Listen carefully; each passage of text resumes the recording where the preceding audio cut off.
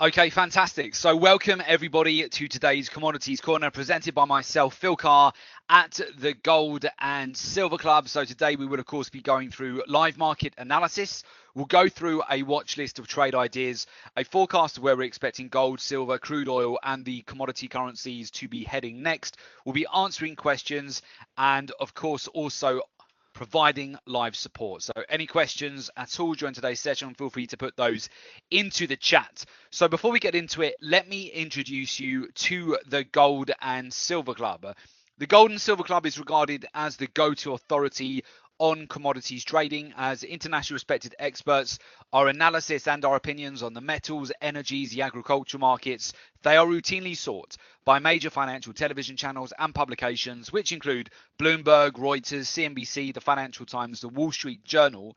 Over the last 10 years, myself and my team of experts, we have trained and mentored thousands of private traders from all over the world on our exclusive research-driven strategies. For further information about our services, please just go to www.jointhelivetradingroom.com. I would also encourage you to go across to our YouTube channel and subscribe there so that you are kept updated with all of the latest commodity reports as well. A fresh commodity report came out at the weekend. There will be another one midweek too. And also make sure you subscribe to the binary.com YouTube channel as well. That way you're kept updated with all of the latest webinars as well. Okay, fantastic. So with that, let's get right into it. We'll go over our favorite trade ideas right now, the narratives in the market at the moment, what you should be looking at really this week and what we're anticipating, and some of the trade ideas that we have as well throughout this week too. So what I will do, I'll switch it over to my charts. You should be able to see those shortly, and from there we'll go through our trade ideas. So bear with me. You should be able to see my screen very shortly. So just a quick check, you can see my screen okay and you can hear me okay as well. Yeah, fantastic. Thanks very much, Sharice. Okay, good. So let's just bring you up to speed then as to where we're at the moment. So right now it's just after 4 o'clock London time on Monday. On Friday we had non-farm payroll data, and we of course did the post non-farm payroll webinar on Friday as well. This week a very important news item is going to be Thursday's FOMC statement, which is going to be at 7 o'clock London time. We've also got the midterms as well, which will be important from the US and for the US dollar and the US stock market. On Friday, the dollar was supported into the close by US job growth, which rebounded sharply over October. Wages record their largest annual gain in 9.5 years, which could keep the Federal Reserve on track to raise interest rates in December. We saw gold pull back on Friday as the US dollar did regain some ground off the back of strong Americans job data. So the gold pulled back towards the end of last week, first weekly loss in 5 actually. Hedge funds and money managers, they've raised their net sell short positions in COMEX gold and silver, which will be interesting to see if that has any impact later on this week on gold and silver prices. Oil prices fell 1% on Friday. They notched up a weekly loss of 6% last week. And in fact, over October, oil prices were down 18% off the highs, as a lot of traders and investors are worried about oversupply in the United States that say will temporarily. But the United States have said that they will temporarily spare 8 jurisdictions from Iran-related sanctions. We've got all of those coming into force this week, the sanctions on Iran. Hedge funds and money managers, they've cut their bullish net long positions on crude oil to a 1-year low. And it's the 5th consecutive week, actually, that hedge funds have continued to do so as well. So their positioning is definitely not net long at the moment on oil. So overall, that sort of positioning would be potentially perceived as negative for commodities. But today, the dollar, following on from the breakout on non-farm payrolls, has not really had much follow through. So now it's starting to pull back, and we're seeing the euro gain, New Zealand dollar is up, Australian dollar is up, the pound is up. In fact, the sterling is leading. So the pound just rallied on Monday after a Sunday Times report saying Britain was nearing a deal for leaving the European Union, and that all UK customs arrangement would be part of it. So the pound at the moment is leading the gains versus the US dollar. The euro is picking up some momentum. The dollar has paused today after 3 consecutive weeks of gains as investors are taking profit before the US midterm elections this week that may fuel a bout of volatility for global markets. The British pound is leading the gains on Brexit deal breakthrough hopes at the moment. The Australian dollar and New Zealand dollar have eased from more than 1 month highs that they hit last week, with trading expected to be volatile in a week when both countries' central banks will be holding policy meetings, and we've got the US midterm elections preoccupying the financial markets, and we have the FOMC statement on Thursday. So I suspect this week we need to be quite nimble. So we'll have a look at that as it relates to the market. So what I mean by that is you want to treat trades for the most part as day trades. So we want to be in and out of the markets, booking profits where it's applicable to do so. Gold has pulled back a little bit earlier on in the session as well, off the back of some profit taking, but it's back up on the day too. So that's really what we're looking at right now with respect to the markets. As I say, it's just after 4 o'clock London time at the moment on Monday. And we've got also oil is rallying a bit today. Oil market is finding a bit of a bounce here, but bear in mind that overall oil is quite significantly down over the last few weeks here. Hedge funds and money managers were net sellers of oil over the last week, the 5th week that they've continued to do so. And we've got United States reintroducing sanctions against Iran on Monday. So today, giving some of Washington's closest allies exemptions that allow Tehran's biggest customers, mostly in Asia, to keep buying crude oil for now. So that's a slight change in the original sanctions. But overall, oil is still quite weak, and we're right at the lower end of the range right now, but it is getting a bit of a bid at the moment. So then let's move over and have a look at the overall sentiment right now. So the biggest gainers today, well, oil is actually up just under 1% on the day. So it is bouncing. It's up around $63.72 per barrel at the moment. That's after it came all the way back down to retest 62.50 last week. So oil is actually the strongest out of the commodities at the moment. Silver is down today. In fact, silver is now down the most. It's down 0.4% on the day. Some of the euro crosses are down. Gold at the moment is trading at 12.30. Australian dollar, New Zealand dollar, and euro New Zealand dollar are slightly down on the day at the moment as well. The pound is leading. So we've got pound strength right now, although we can see it's a bit of a choppy day so far. So we're kind of within the middle of the range. We need to see which way the markets want to take this. So what I'm watching at the moment is to see what the dollar wants to do. So the dollar, it sold off last week after it broke out to 16 month highs, and then the dollar caught a bid on Friday after the back of the non-farm payroll data, but today it's reversing again. So the dollar needs to really decide this direction as to whether it's going to roll over, break down, and give the euro, the pound, Australian dollar, New Zealand dollar support, or whether the dollar is going to break down further after the moves from last week where it broke out to 16-month highs, which could therefore potentially provide support to a lot of crosses and potentially gold and silver. So we are really at this decision point at the moment with quite a few markets here. So again, just going back to what is leading right now, we've got oil, which is up on the day. So oil is certainly leading off the lows recently. The pound is still up, but we need a bit more confirmation as to whether we're going to get follow through on that. The Australian dollar and euro, in fact, the euro does look reasonably well supported at the moment. I do quite like the euro around these levels, the 1.140 level. If it holds at that level, we may have a buy opportunity on that. So I'll show you what I'm looking at with euro right now. So the euro, if this would be an inverse reflection of the US dollar as well. If the euro, and it's catching a bid at the moment on the hourlies, you can see it's building up a bit of momentum. It sold off beginning of the session, but it is getting supported. Now that we're getting towards the close of the London session, it's less likely that we'll see a full-on reversal for this. So I do quite like the euro's price structure here for some follow through overnight going to tomorrow. But there's still a few hours to go yet before we get the close of the US session. But I've still got a buy signal on the euro. But that would mean that we're going to hold this price structure on the US dollar as well, that the US dollar may push down a little bit lower over the course of the next couple of days. But then you need to consider on Thursday, we have the FOMC statement. And normally in the lead up to the FOMC statement, 48 hours beforehand, that tends to be stronger for the dollar and could put pressure on gold and silver, the euro and so forth. But we're only into Monday at the moment. We've still got Tuesday where we could easily be in and out of some of these trades. So at the moment, the markets are favoring euro upside. So if we're looking at the euro right now, it's fairly well supported. The gold right now, I'm looking at quite a tight range for gold this week. I'm looking at about 12.20 up to 12.40. So basically, I'm looking to take advantage of that range. So tight range there, looking for a move back towards 12.40 within the upper end of the range, and then 12.20 as support. So within that about 20-point range at the moment, I'll trade that range quite happily over the course of this week. Oil actually today, we've got a bullish engulfing candle, getting quite a lot of support at the moment I'm looking at the upper end of the range to be around 65 at the moment. Okay, so 64.50 up to 65 is where I would look for potential resistance to come in. But we are catching a bid at the moment for oil. You can see we're getting a bit of reversal.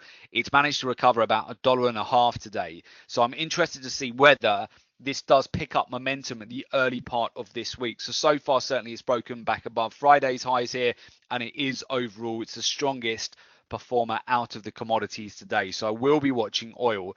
When you've got oil strength like this, you can look at the potential of some of the CAD crosses to follow through. So CAD Japanese yen may catch a bid here as a result of oil strength. CAD Swiss franc as well may be able to break out. So sometimes you can see that follow through in those crosses as well. So I would have that on the radar, the CAD Japanese yen move. If we can break above the monthly pivot, we may get some follow through there as well. On silver, we've got the beginnings of a sell signal. I'm still looking at a range on silver, but until we can actually clear above $14.90, we won't really be looking to do too much in terms of adding to silver here. You've got a range right now, which is about 14.50 up to 14.90, and we're consolidating within that range at the moment. Now, if we have a look at some of the other majors as well, Australian dollar, US dollar, well, we did see a pullback into the close on Friday, but today we're bouncing and we're actually back above the 50-day moving average, and it's getting some support here at the moment. The pound US dollar as well, we've had initially a bit of a reversal of the 50-day moving average, but the price structure is getting well supported today. So I want to see whether we will get additional follow through. The New Zealand dollar as well, although pulled back a little bit earlier on in the session, has managed to bounce back towards the weekly highs here from last week, and it is getting well supported at the moment as well. So right now, euro is my preferred trade potentially for some follow through, but I'm waiting a little bit longer to make sure it closes with this positive price structure. I'm also looking at the potential for a euro Japanese yen trade, taking it back towards a weekly pivot as well, although we're going to wait on that too for the time being because it's a bit undecided at the moment. US dollar Japanese yen is holding resistance around the weekly highs, but again, quite small in terms of volatility today. If we look at US dollar Japanese yen on the hourly, that's a really tight range. So we need to wait for a little bit more confirmation on that as well. The euro pound, where we're poised at the moment, it looks as well like we may be a bit oversold. We've come back down towards the monthly pivot here, found support at that zone. We gapped on the open. It's filled the gap there. Bit of a buy signal developing from a lot of this support on the euro pound. So I wouldn't rule out potentially going long on the euro pound this week, but we will be looking then for the euro to remain stronger than the pound, and so far over the last week that hasn't been the case, especially off the Bank of England interest rate decision last week, which kept interest rates on hold, but the anticipation is that the Bank of England could be more aggressive with future interest rates, and the hopes and optimism about a Brexit deal are providing the pound with some strength at the moment, but the euro pound is quite oversold. So that's one just to have on the radar. Euro CAD as well. I do actually quite like that, and I'm looking at that for a potential long. So Euro CAD, where we are at the moment, let's just have a look at that. If it holds this price structure, could actually be a reasonable move here back towards the weekly pivot. So I'm going to put that on the watch list as well if the euro holds up this momentum. So I do actually like the potential for a euro CAD trade here as well this week. US dollar Swiss franc, a little bit undecided on that at the moment. I want to see which way the US dollar goes. US dollar CAD as well, it's mid-range, not a lot of volatility on that either. And if we look at euro Swiss franc, that's actually starting to base and catching a bit of a bid on a break above the weekly highs. The pound Japanese yen may have a bit more upside, taking it back towards the monthly pivot there as well. Some of the CAD crosses like New Zealand dollar CAD, it's right at the upper end of the Keltner channels, but it's pausing at resistance at the moment. No new trade to be had on that really at the moment either. And some of the other Japanese yen pairs, overall momentum still remains fairly well supported. On the S&P 500 this week, I've got resistance, which comes in around the 50% Fibonacci, which is about 2,770, and then taking the price potentially down to around 2,650. So looking for the price structure to potentially roll over the course of this week if we do revisit the upper end of that channel that we've been in of late. So I may look for another sell short on a retracement back towards the 50% fib level, but we're not quite there yet. Bitcoin, I'm still looking for quite a tight range this week of support at 6,000 and just above that, resistance around 6,600. So that's what I'm looking at, quite a tight range again for Bitcoin this week. Where we're poised with some of the pound crosses at the moment, the pound is still got the positive momentum. The narrative in the market hasn't changed. There's still some positive momentum as we get closer to the close later on today as well. I'll just quickly check in with the pound Australian dollar as well. See, that looks reasonable. We may see a bit more upside in that. I'll put that on the watch list.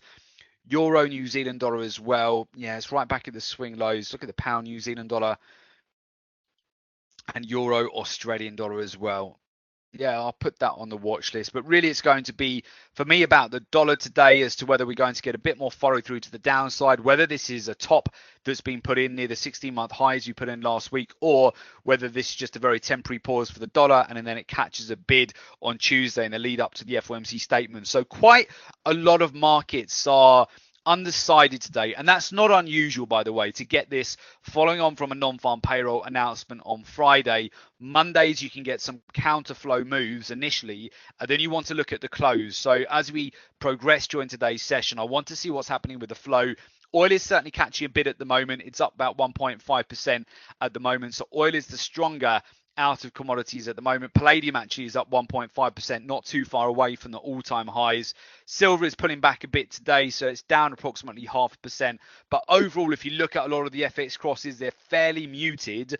But at the moment, the pound is the strongest. So the pound is quite strong. And also, I quite like the euro, but it needs to hold on to these gains today. So the euro is getting some support at the moment. I like the risk reward on the euro right now as well, but I'm happy to wait for a bit more confirmation of that as to where the flow is going to be over the course of this week. And I would definitely keep an eye out for oil as well. Now, some dates that you should have in your diary over the course of this month.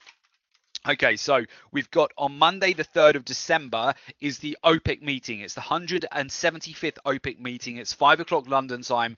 There will be a press conference at 5 o'clock. That can have a very significant impact on oil. It could move 200-300 points in a day after that initial announcement. So that's well worth having in your diary. Also, this week on Thursday, we have the FOMC statement, which is at 7 o'clock London time, so that's going to be very important. We've also got the midterms in America as well, which can affect US dollar and also US equities as well. So there's quite a lot to be keeping an eye out for over the course of this week, as well as Australian central banks and New Zealand dollar central banks as well. So there could be quite a lot of big moves this week.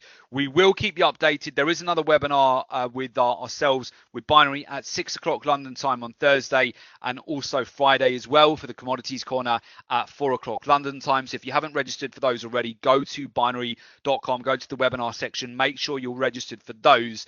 And to be kept updated with real-time trades, if you want to really join us for the live trading rooms at the Gold and Silver Club during the week, which just gives you the exact entries that we're taking, entry, exit, take profit, trade management. And if you want to join a community of successful traders, you can do that as well via our live trading room program. I'll give you details on that as well. So if you would like to get access to the live trade alerts via WhatsApp, email and SMS, if you want access to all of our research, mentorship, expert advice, you want to be part of a community of successful traders, you can do so very simply at www.jointhelivetradingroom.com.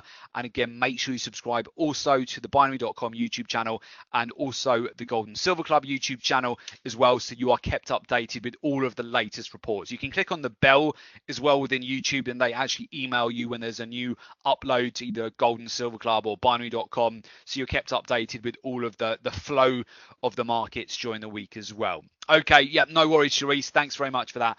Excellent. So I think that's it for today's session, guys. I hope that gives you a bit of prep for the week ahead. I look forward to see you back here for the additional webinars that we're running over the course of this week. And with that, I wish you all good trading. Have a fantastic day. Thanks again to Sharice and the team at binary.com for putting on today's session. And we will catch you all on the next webinar. Okay, thanks, guys. Take care. All the best and good trading. Bye for now.